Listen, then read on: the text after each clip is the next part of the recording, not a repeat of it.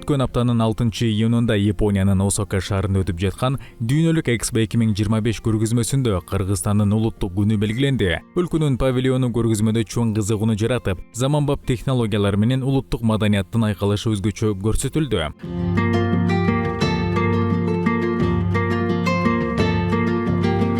Ал эми Кыргызстандык The Grammar Project компаниясы иштеп чыккан акыл аяттуу акылдуу колонкасы кыргыз, англис жана жапон тилдеринде эркин баарлашып, келген конокторду таң калтырганын, Жапонияда Сапарбек капитан деген кайман ысым менен таанымал кыргыз блогери да павильондун жогорку деңгээлде уюштурулганын белгиледи. Эң чоң павильондор Америка, Франция, Гренландия, Португалия, даже Туркменистандык аябай чоң болуп, аябай аппакай болуп, тимени Ашхабадтын өзү эле туруп калды да.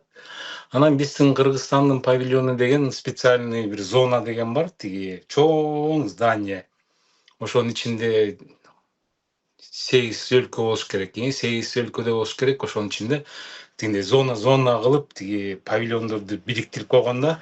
Баягы Кыргыздын мурунку 200 жыл кочевник убагындагы кийимдердин баарын коюшуп, аябай сонун. Анан Азиз Байке IT технология экен, полностью информационный мен сайттарды создавать этишип, японецтер аябай кызыгып атышат. Чынында мен 3 жолу бардым. 3 жолу тең барсам киши аябай көп. Анан Гүлдана менен аттошум кысы иштеп атышат. Алар айтышты, биз баалыбызды деген жерден биринчи саткан курсат жок болчу, но биз деген ошол Япониянын эсконун руководителдерин сураштырып, отдельно тиги местаны сурашып, ошол жерге Кыргызстандын эмесин жасап, павильон жасап, ошол жерде бал сатып атышат.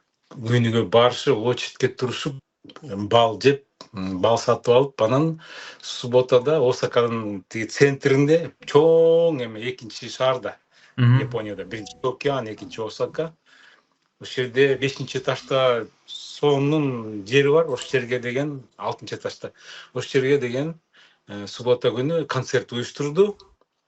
Каныкей, Розаманова, Бек, мен билгендерден, мен биякта таанышкандардан аябай сонун болду. Мындан тышкары Mirrorlook аттуу санарип технология аркылуу ар бир келген конок кыргыз улуттук кийимин виртуалдуу түрдө кийип көрүүгө мүмкүнчүлүк алышып, ошондой эле павильондо органикалык таза азыктар жана Кыргызстандын туристтик мүмкүнчүлүктөрү кеңири сунушталды.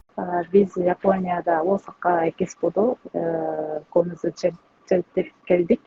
Ал жактан Кыргызстанда 1-2 жыл жашап, анан комузду үйрөткөндөр Японияда комуз чертик. Алар мүмкүн 10 жылдан мөрүн комузду үйрөткөндөр да бар, жаңы эле комузду үйрөнүп баштагандар бар. Андан сырткары бир кыргыз эже ал дагы мугалим болуп бизге кошулуп, биз бир группада ойнодук. Аттан соң сахна болуп калды. Ары иш-чарада, ары концертинде биздин Кыргызстан аспап боюнча дагы башка Орто Азиянын өлкөлөрдө келген музыканттар келип, ошондой Орто Азиянын концертин өткөрдүк. Аттан соң болду. Көп жапондор бизге келип, концертте көрүштү. Биринчи жолу ушундай Кыргызстандын аспабы жана башка өлкөнүн аспаптарын үнү өктү, абдан кооз үнү экен деп абдан торкундантырышты. Ошондуктан бизге дагы абдан чоң ыраазычылык билдиребиз.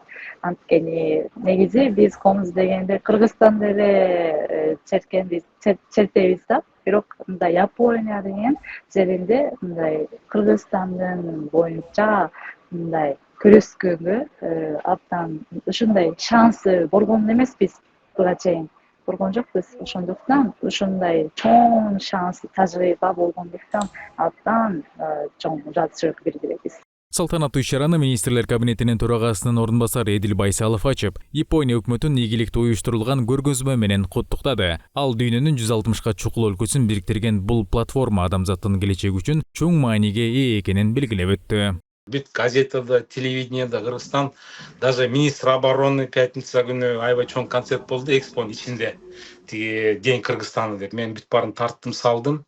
концерт сонун болду, шикарный. И элдер ырдап атышат, бийлеп атышат, тим эле японча ырдап атышат биздин артисттер. Впечатлениялары аябай терең, аябай таң калып атышат. Мурун эле билчү, потому что бизде Средняя Азия дегенде сразу эле Кыргызстан десең сразу же билип калышты. Мындан тышкары иш-чарада Япониянын коргоо министри Таро Хонда дагы сөз сүйлөп, Кыргызстан эгемендүүлүк алгандан бери эки өлкөнүн ортосунда бекем достук түзүлгөнүн белгилеп, мындан ары да бул кызматташтык өнүгө берерине ишенимин билдирди.